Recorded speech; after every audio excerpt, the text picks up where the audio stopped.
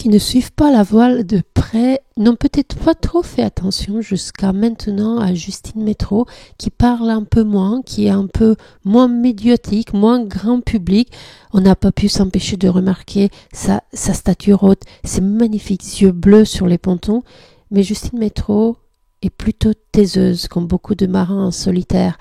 Alors on l'a pas moins regardé, et pour ceux d'entre vous qui ont suivi ma présentation du bateau avec Xavier Macaire dès fin octobre, vous vous rappelez peut-être que Xavier Macaire nous avait dit: les gars, gardez un œil sur cette fille-là parce que elle va faire des jolies choses. Il la connaît bien, il a navigué avec elle, il va renaviguer avec elle à la fin du Vendée Globe sur ce même bateau parce qu'ils ont le même sponsor. Je vais vous mettre à la fin de ma vidéo les mots de Xavier lorsqu'il nous présente le bateau de Justine Métro.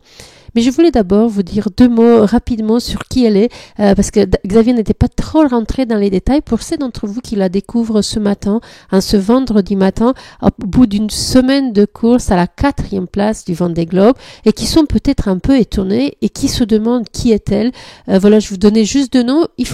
Il n'y a pas de quoi être inquiet. D'abord parce que Justine Métro a un terriblement bon bateau. Elle a des foils, comme nous le disait Xavier, de dernière génération. Elle est très expérimentée. Elle a beaucoup travaillé, beaucoup navigué avec son bateau. Elle vient, même si elle a appris toute jeune sur les bords du lac Léman, elle vient d'une famille, elle a navigué avec ses 4 frères et sœurs. Elle vient d'une famille où les 5 enfants sont tous des navigateurs professionnel. Se dire combien l'eau salée coule dans les veines de cette famille Métro en Suisse. C'est cool d'avoir pu recoller un petit peu au leader, mais ça navigue très bien et on verra ce que ça donne pour la suite. Alors pour revenir rapidement, comment cette fille qui se destinait à être enseignante est devenue marin professionnel et 4e ce matin du Vendée Globe, juste rapidement.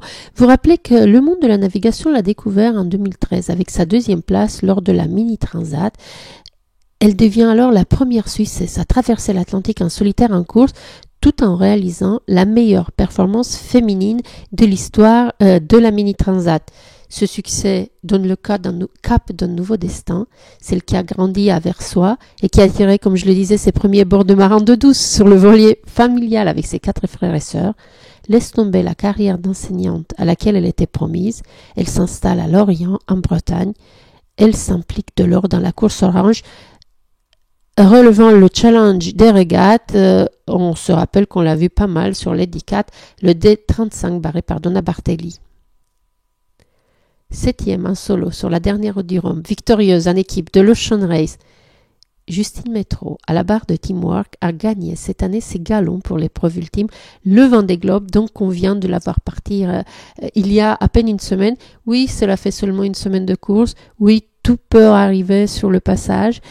Mais ce matin, je ne peux que me réjouir, être heureuse pour elle, être heureuse pour toutes les filles de cette course-là et des filles qui se lancent aujourd'hui dans la voile, ce sport qui permet, peut-être un des rares, à ma connaissance, qui permet aux hommes et aux femmes de se battre à armes égales dans les épreuves où la difficulté est exactement la même pour tous.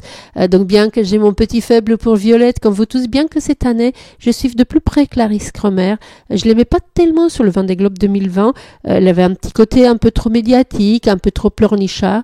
Je l'ai découvert cette année plus posée. Peut-être les épreuves l'ont endurci. Peut-être le fait de devenir maman l'a fait grandir un peu. J'aime bien regarder pour le moment Clarisse Cromer, je lui souhaite tout le bien. Mais avant... Et je suis aussi, depuis que Xavier me l'a dit, Justine Métro. Et aujourd'hui, comme beaucoup d'entre nous, je suis très fière d'elle. Je suis fière de tous parce qu'à ce stade-là, malgré les bobos dans la course, malgré les voiles déchirées, les voiles perdues, les voiles abîmées, malgré les soucis de cheville des uns et des autres, malgré tout ça, malgré ce début chaotique dans le golfe de Gascogne, aujourd'hui, il retrouve le soleil, il retrouve la bonne humeur et surtout aujourd'hui, en ce vendredi de novembre, à presque une semaine du départ de la course, ils sont tous toujours en course et sans avarie majeure pour notre plus grand plaisir. Moi, je reviendrai peut-être avec une vidéo pour faire un petit peu plus de détails ce week-end comme je l'avais promis, mais ce matin, il fallait que je salue la 4e place de Justine Métro pour le moment. Je vous embrasse, je vous dis à très bientôt. Bye.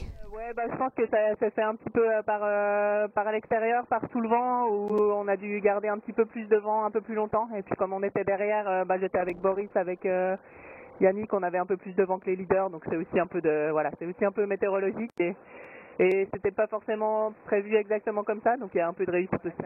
C'est cool d'avoir pu recoller un petit peu au leader, mais ça navigue très bien et on verra ce que ça donne pour la suite. On va voir, là on est tous en train de passer plus ou moins sous, moi je suis en ce moment j'arrive dessous sous un front qui est lié à une dépression qui est au nord mais qui va nous amener une petite bascule de vent. Donc voilà, un front froid qui se balade un peu dans l'anticyclone, donc ouais, ça c'est le début, et puis après on va voir, une fois qu'on sort de ça, normalement ça devrait être pas trop pire pour la suite. Et ils ont changé les foils cette année, c'est des nouveaux foils de dernière génération ultra puissants, et je peux vous dire que le bateau il est incroyable, il vole, et il va à des vitesses que j'avais jamais imaginé faire un jour, quand on est allé à plus de 34 nœuds, on est allé à 35 nœuds, sur des entraînements, donc vraiment gros potentiel. Et Justine, elle a beaucoup navigué en équipage. Là, notamment, elle était sur le bateau 11 Hour qui a gagné la dernière Ocean Race. Donc elle fait partie de l'équipage vainqueur du dernier tour du monde. Snap, c'est quand même mon partenaire. Le Figaro, il y a quelques années, avec classe 40 depuis 2-3 ans. Donc ils se sont engagés aussi aux côtés de Teamwork et de Justine pour le Vendée Globe. Voilà, et ce qui est prévu, c'est que l'année prochaine, je participe à la Jacques Vabre avec Justine Métro. C'est vrai? Oui. Super! Le projet continue justement après ce Vendée Globe. Il y aura une suite, Teamwork, Team Snef, et moi je vais embarquer à bord du bateau. Et je suis d'ailleurs déjà allé naviguer, faire des semaines d'entraînement cet été.